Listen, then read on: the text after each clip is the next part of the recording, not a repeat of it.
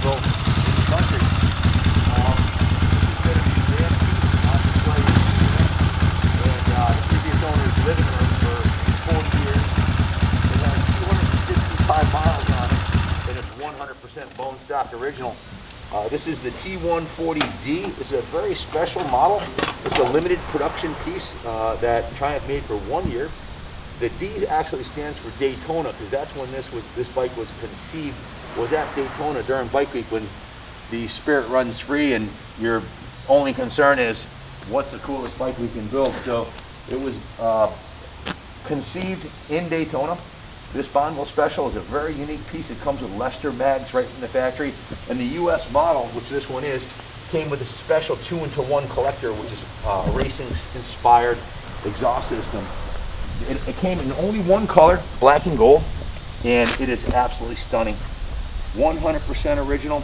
We just went, the bike was in museum storage, was meant it had no fuel in the tank, so we took the tank, we rinsed out the tank, put new fuel lines on it, took the carbs off, cleaned those out, set the float bowl height, got everything dialed in on the carbs. The mechanics went through that, put a new battery in it, changed the oil, fluids, checked all the nuts and bolts, and woke it from its long slumber, and I just took it for a ride. And what a great handling bike.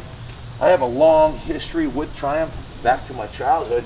I'll tell you about in a minute when I'm done telling you about this bike, but this is, I just got back from the British Iron Association meet was not last weekend, the weekend before.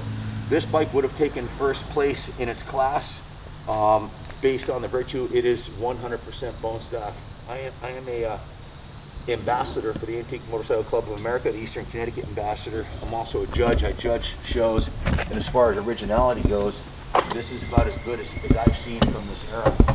My good friend Dale Piper, who I'm going to send this video to, is in the process of restoring a 1978. He's been collecting parts, and I quote, he sent me a message this morning, and I said, Dale, I'm going to send you this video. He's been collecting parts for 20 years. He had one of these when he was a kid.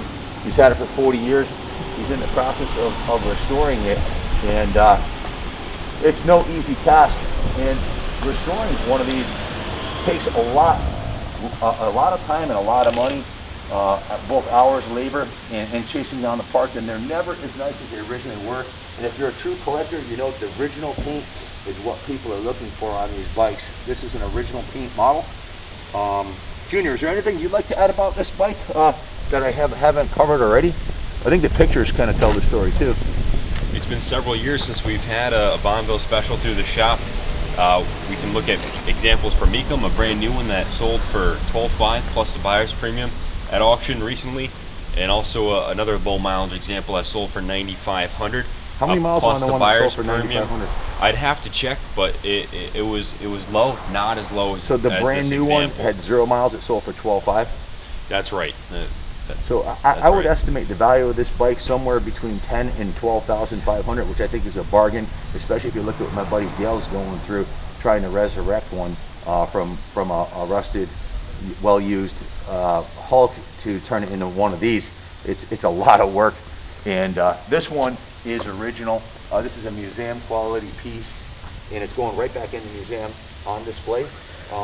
If it's sold, great. If I kept this bike, what I would do, the EPA and the noise restrictions were pretty. Look at how small the exhaust. You can see it says Triumph Motorcycles Meriden Limited, part number 71-7207. It's a very corked up exhaust. I think removing this baffle and putting a high flow baffle on here is a very easy thing to do, and putting a more freer breathing set of carburetors on here, and this thing would be a fire breathing dragon. So my brother had one of these, the 77, and he had his set up with pipes, and the carbs were done, and he would literally wheelie it all the way down the road, 3-gear wheelies. Very good handling machine. This is an evolution of a design that came out in 1959. They used to call them pre-unit construction. They had a transmission case separate from the crankcase.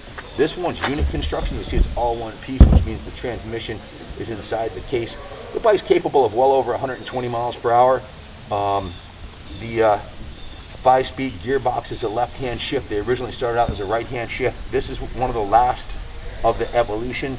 So it has the disc brakes front and rear, long travel telescopic forks, upside down high performance shocks, and a nice set of Lester mags on it. So I was 10 years old, and my dad bought a Daytona 500, a burgundy and white one that was in beautiful shape. And I remember the day we pulled up to see the bike like it was yesterday.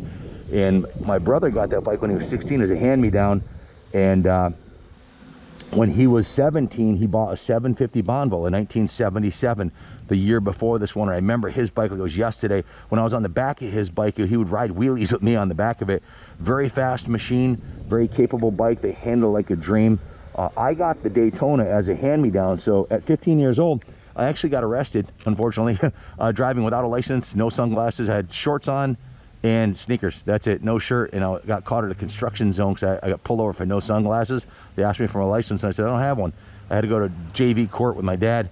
And a long story short, he handed me the keys back. He said, don't get caught next time. But in any event, I got my license, and I rode that Triumph until I upgraded to a bigger bike. But that little 500 was a great machine.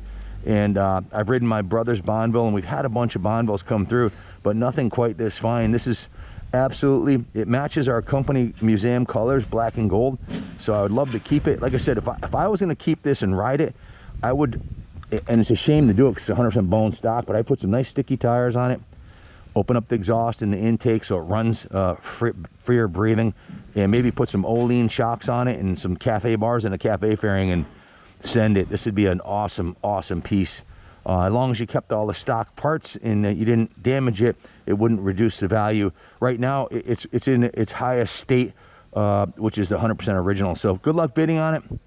All the proceeds go to supporting the New England Motorcycle Museum, so it's going to a great cause. You're buying a piece of motorcycle history and supporting the museum, which protects the heritage and culture of our beloved sport. So good luck bidding on it, and God bless America.